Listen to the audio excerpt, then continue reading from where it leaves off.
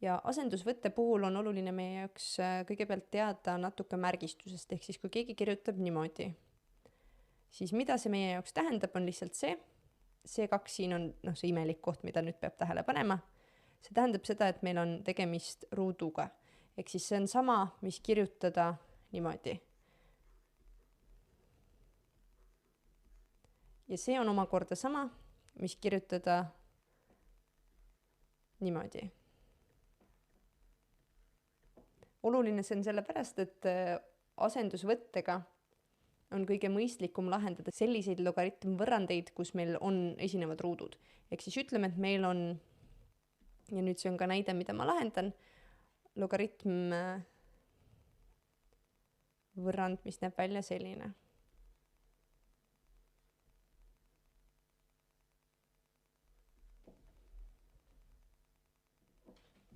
Kõigepealt loomulikult, mis me peame tegema, on kasutama erinevaid logaritmide omadusi, et saada kõik siis need arvud võimalikult lihtsaks. Ehk siis siin ma näen, et mul on see 6, ehk siis siin on asendaja. Me teame, et meil on see omadus, et selle 6 me saame siia ette tuua. Ehk siis meil jääb alles selline 6 korrutada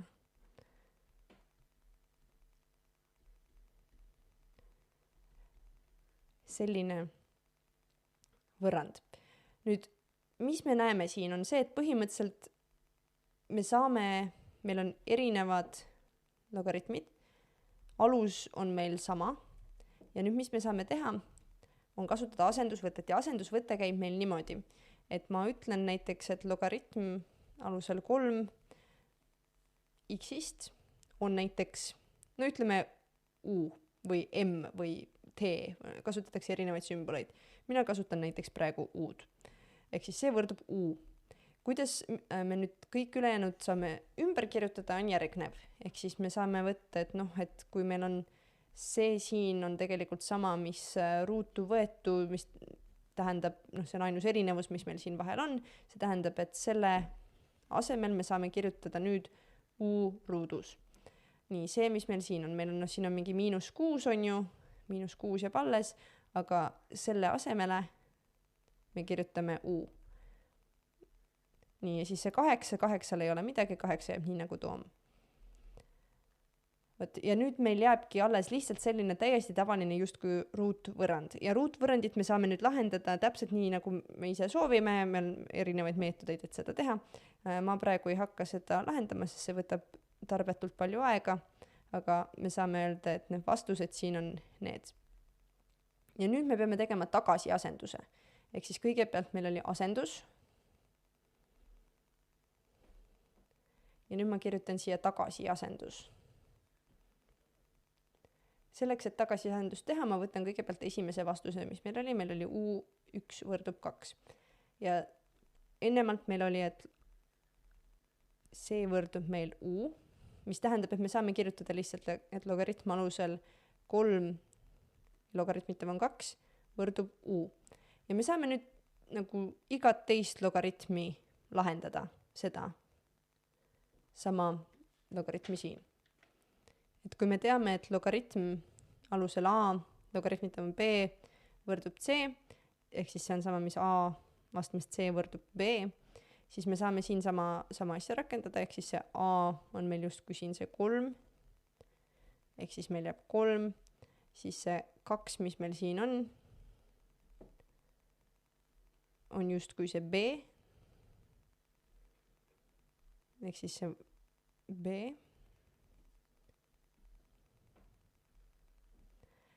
Ja see u on meil c. Ja kuna me saime, et u1 võrdub 2, siis praegu võtame selle 2 siia asemele. Ehk siis meil jääb 3 ruudus võrdub b, mis meie jaoks tähendab seda, me saame lihtsalt nüüd ära arvutada, kui 3 ruudus on 9, ehk siis me saame, et b võrdub 9. b võrdub 9, see tähendab meie jaoks selles kontekstis, et x võrdub 9. Ehk siis esimene lahend, mille me saame, on see, et x võrdub 9. ja nüüd võtame selle teise ka tagasiasenduse, see oli esimene tagasiasendus, nüüd meil on vaja teist tagasiasendust samuti teha. Ehk siis kui u võrdub 2, siis x võrdub 9. Nüüd me teeme teise tagasiasenduse ka. Ja nüüd ma ei hakka enam värvidega mängima, aga meil põhimõtteliselt arvud on muus osas samad. Nii, ehk siis mis see meie jaoks tähendab, on see, et x võrdub 3 neljandas astmes, 3 neljandas astmes, siis 9 korda 9 ehk siis 81. Ehk siis saan kirjutada niimoodi. Ehk siis ma võin kirjutada, et kui u võrdub 4, siis x võrdub 81. Ja nüüd nagu logaritm võrrandis alati ma pean tegema kontrolli. Ja kontrolli ma teen niimoodi, et ma pean tegema tagasiasenduse. Ehk siis mis ma peaksin nüüd tegema on see, et võtma need vastused, mis ma sain, nii esimese kui ka teise vastuse ja asendama need sinna päris algsesse võrrandisse tagasi. Ehk siis ma kirjutan selle päris algse võrrandi siia alla uuesti. Ehk siis ütleme, et meil on nüüd on kontroll.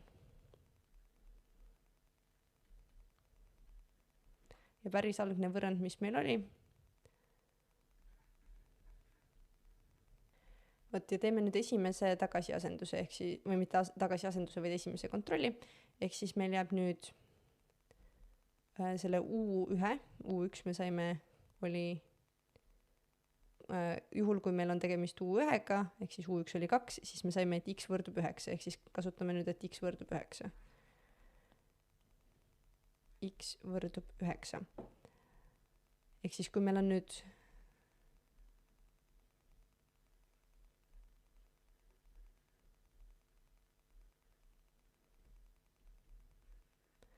vasak pool selline, siis meil peavad tulema, parem pool peab tulema 0. Ja siis, kui ma selle ära lahendan ja see sobib, ehk siis vasak pool võrdub parem pool on 0, kui vasak pool võrdub parem pool, siis see lahend sobib.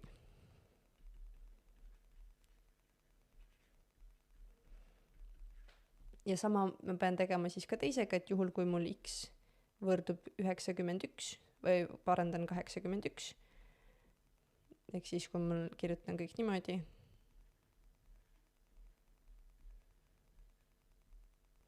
see on mu vasak pool, parem pool mul on 0, kui vasak pool võrdub parem pool, siis lahend sobib. Olulised asjad, mis veel meeles pidada, on see, et alati mul, ütleme, et mul on logaritm alusel a, logaritmitav on b, siis a peab olema 0-st suurem ja ei tohi olla 1. Ja samal ajal mul b peab olema samuti 0-st suurem. Sellisel juhul sobib samuti lahend. Kui lahend selle vastu ka eksib, siis see lahend ei sobi. Ehk siis, kui ma selle kontrolli ära teeksin, siis ma saaksin õige vastuse. Teeme ühe näite veel.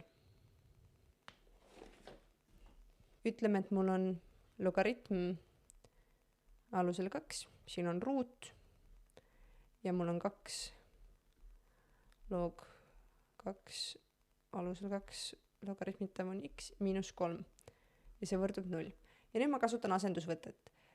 Miks ma arvan, et ma peaks asendusvõtet kasutama, on see, esiteks see, et mul on siin mingisugune ruut, see tavaliselt annab vihje, sest harilikult eksamites ei panda mingisuguseid võimatuid, lahendamatuid ülesandeid. Teine on see, et see osa siin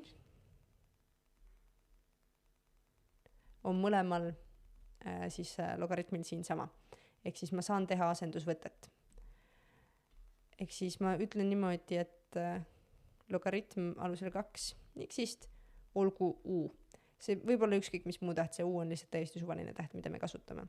Mis meie jaoks siis tähendab seda, et sellest saab u ruut, siis meil tuleb miinus 2 korrutada u, miinus 3 võrdub 0.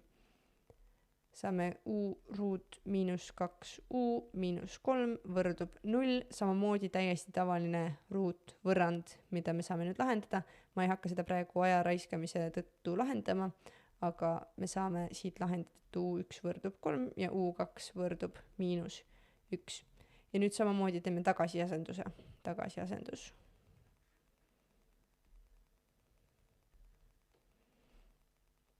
Tagasiasenduse puhul on kõigepealt vaja kirjutada niimoodi, see võrdub, võtame siis selle U1 võrdub 3, me saame, et x võrdub 2 kolmandas astmes võrdub 8 ja kui meil on siis see teine tagasiasendus, kus U2 võrdub -1, siis me saame, et x võrdub 2 astmes -1 võrdub 1 kahendik.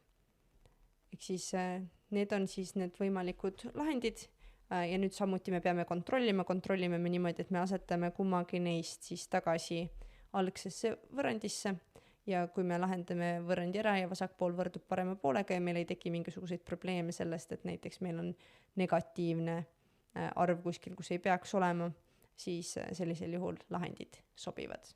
Kanali Patreoni toetajad saavad arvamust avaldada selles osas, mis videoid peaks järgmisena tegema ning samuti saavad näha kõiki minu videoid sellest hetkest, kui nad valmis saavad ning ei pea ootama, et need YouTube'i üles laetakse.